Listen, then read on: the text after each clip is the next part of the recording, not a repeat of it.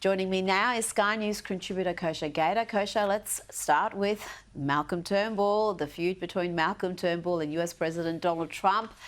Now, the Prime Minister, the former Prime Minister, did start this war of words with some ill-advised attention-seeking. He was on US TV just doing what he does. Not sure what he was trying to achieve there, but in response, President Trump posted this on Truth Social saying Malcolm Turnbull, the former Prime Minister of Australia, who was always leading that wonderful country from behind, never understood what was going on in China, nor did he have the capacity to do so. I always thought he was a weak and ineffective leader, and obviously Australians agreed with me. Yes, we did. And Turnbull then went on the ABC. Of course he did, and he had this to say. Are we just going to become, you know, just a conga line of sycophants creeping through the White House? Oh dear, you can just know you rehearsed those lines in front of the mirror.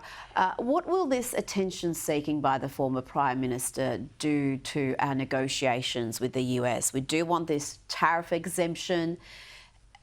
Will this hurt or hinder that, or will it have absolutely no impact? I think it certainly doesn't help. Is it the core driver?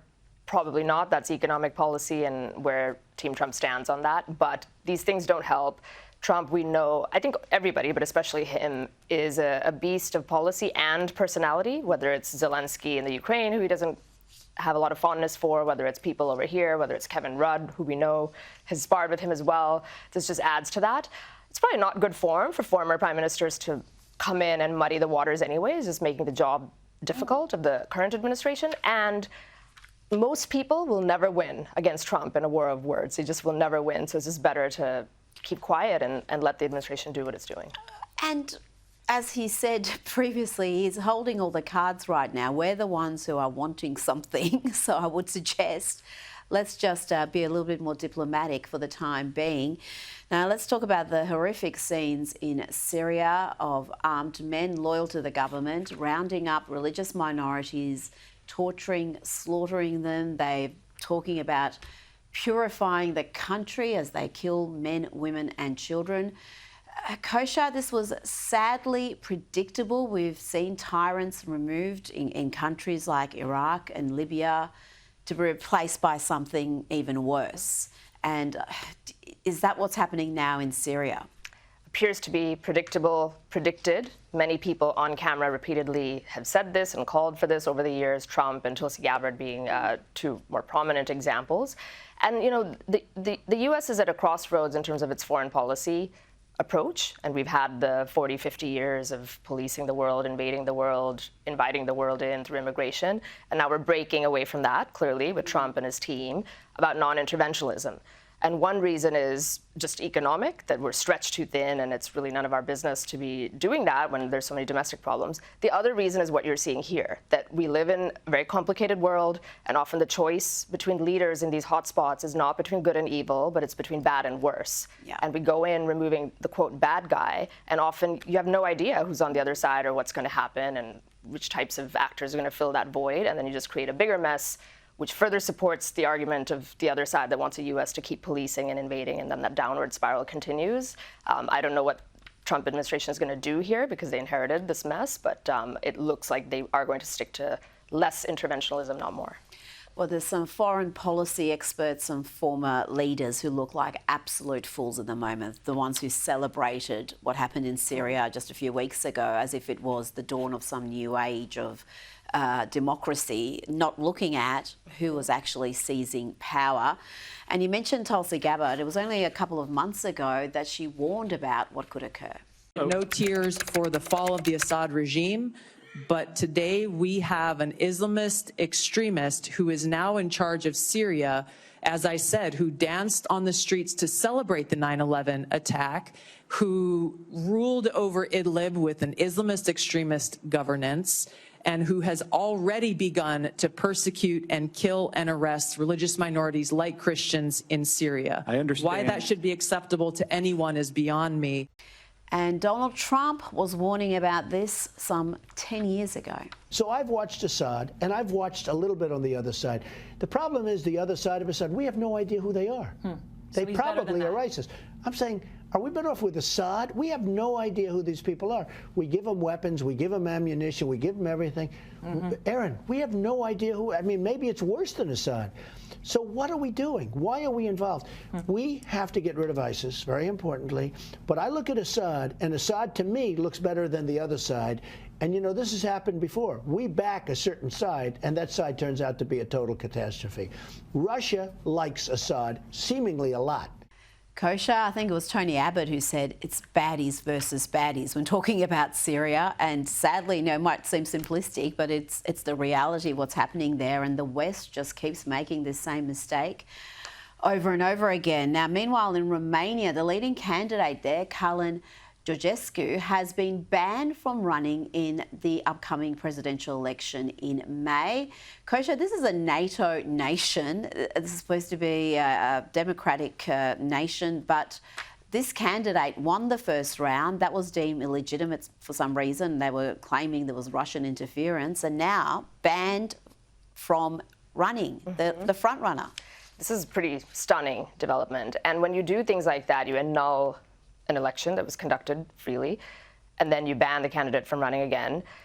It is not a consequence-free action that they're taking over here, because what they're doing is creating a pressure cooker environment in the nation where at least a certain faction of the citizenry is having a lid put on their demands, and there is no venue for them to redress their grievances. That is not going to end well. It never does when you look throughout the span of history.